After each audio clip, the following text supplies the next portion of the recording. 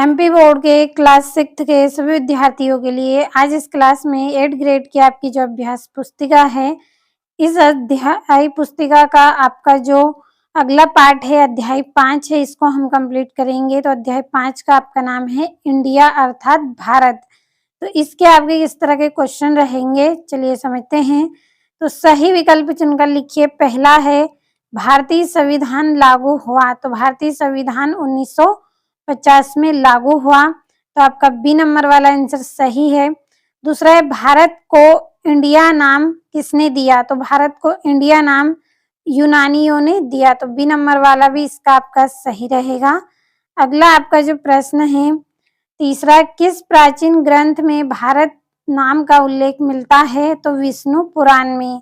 विष्णु पुराण में भारत का नाम देखने को मिलता है, तो बा नंबर वाला सही रहेगा। चौथा है भारतीय संविधान के प्रारंभ में भारत को कहा गया है, तो इसको इंडिया दैट इज भारत कहा गया है, तो सी नंबर वाला आपका इसमें सही रहेगा। तो बच्चों आपको अपनी जो पुस्तक है उसमें सबको भर लेना है अच्छे से।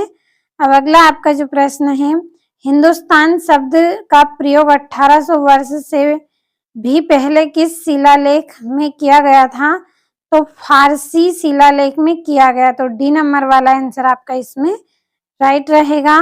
बढ़ते हैं अगले प्रश्न की ओर। यहाँ से अगला प्रश्न है, इनमें से वह कौन सा देश है जिसे पूर्व में फारस कहा जाता था, तो ईरान है। कौन सा है? ईरान, तो बा नंबर वाला सही है आपका। सातवां है हवेंग संग या फिर युआन जेंग किस देश का निवासी था, तो ये चीन का निवासी था। कहाँ का? चीन का। आठवां, जिस प्रकार इंडिया अंग्रेजी भाषा का शब्द है उसी प्रकार इंडे शब्द है, तो ये ईरानी भाषा का शब्द है। कहाँ की भाषा का? ईरानी भाषा का है, तो इसका डी नंबर वाला उत्तर आपका राइट है। अब अगला आपका रहेगा यहाँ से अगला प्रश्न, सप्त सिंधु का अभिप्राय है, तो इसका अभिप्राय है 7 नदियों की भूमि। सी नंबर वाला सही है आपका, 7 नदियों की भूमि। अगला 1947 के बाद भी इनमें से कौन सा देश भारत का अंग था, तो बांग्लादेश। कौन सा? बांग्लादेश भारत का अंग था। अब ये हो गए हैं सही विकल्प। अब हम भरेंगे रिक्त स्थान। तो पहला है आपका रिक्त स्थान, चीनी ग्रंथों में भारत का नाम डेडेस मिलता है, तो तियन जू मिलता है। क्या मिलता है? तियन जू मिलता है। दूसरा है आपका प्राचीन ग्रंथ डेडेस में भारत शब्द का उल्लेख है, तो किसमें? ऋण वेद में। कौन से वेद में? ऋण वेद में। अगला है प्राचीन फारसी में हिंदू पूर्वता एक डेडेस शब्द है, तो क्या ऐसा शब्द है? भौगोलिक शब्द है। अगला है चीनी यात्रा ह्वेन-सांग ने पड्डू लिपियों का अनुवाद संस्कृत में डेडेस भाषा में किया है, तो चीनी भाषा में किया है। ये हो गए हैं आपके रिक्त स्थान। अब यहाँ से कुछ रिक्त स्थान और भी हैं आपके। महाभारत काल में वर्तमान बांग्लादेश की भूमि वाले स्थान को डेडेस कहा जाता है, तो इसको बंग कहा जाता है। अगला है विष्णु पुराण में भारत की सीमाएं समुद्र डेडेस हिमाच्छादित पर्वतों के डेडेस बताई गई है, तो इस तरह के पर्वतों में ये कहाँ पे बताई गई है? उत्तर और दक्षिण में। कहाँ पे? उत्तर और दक्षिण में।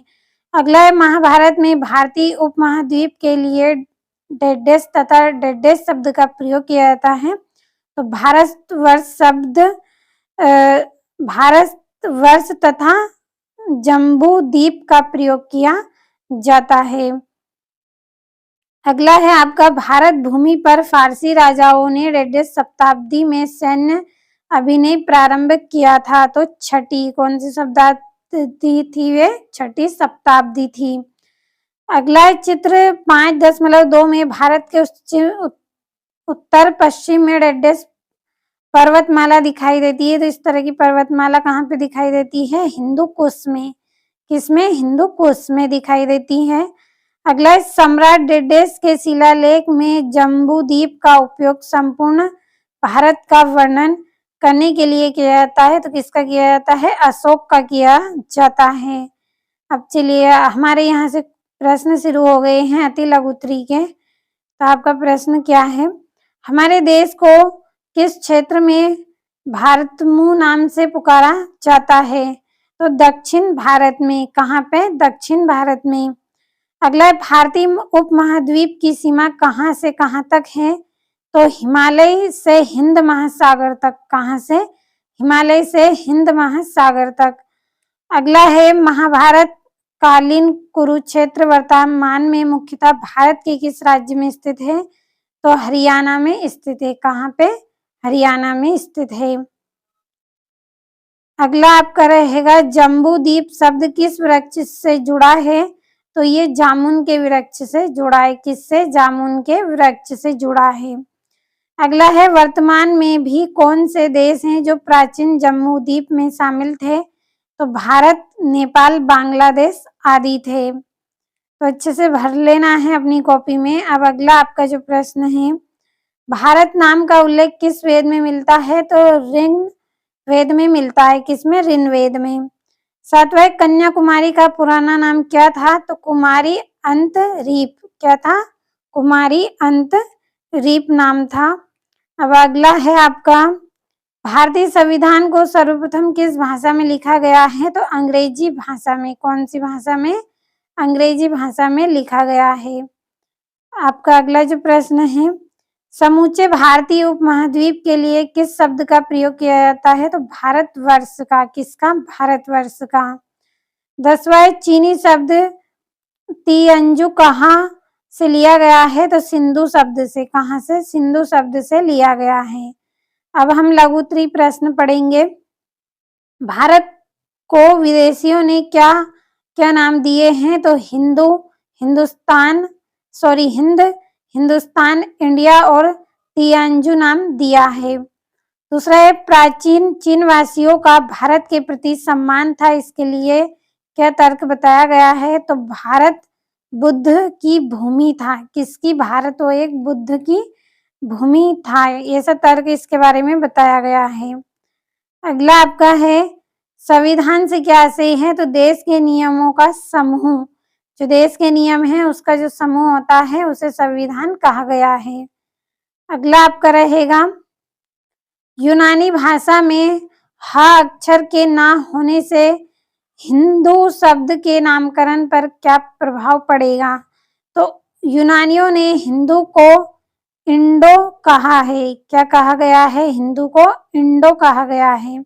ये फर्क पड़ेगा यदि हा नहीं रहेगा इसमें। तो अगला है, निवासी शब्द का प्रयोग किन अर्थों में किया जाता है? तो किसी स्थान पर रहने वाले व्यक्ति के लिए। जो निवासी शब्द है उसका प्रयोग किन अर्थों में किया गया है? किसी स्थान पर रहने वाले व्यक्तियों के लिए किया गया है। अगला है आपका, प्राचीन समय में विदेशियों का भारत आने के पीछे क्या कारण हो सकता है? तो व्यापार, शिक्षा और यात्रा के लिए हो सकता है। अगला है, विदेशियों द्वारा भारत को अनेक नाम दिए गए हैं, इन नामों का उल्लेख हमें कहाँ कहाँ मिलता है?